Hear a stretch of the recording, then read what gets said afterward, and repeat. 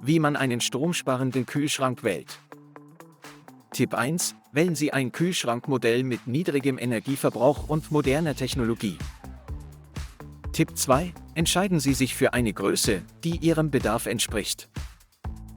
Tipp 3: No-Frost verhindert Eisbildung und optimiert die Kühlleistung.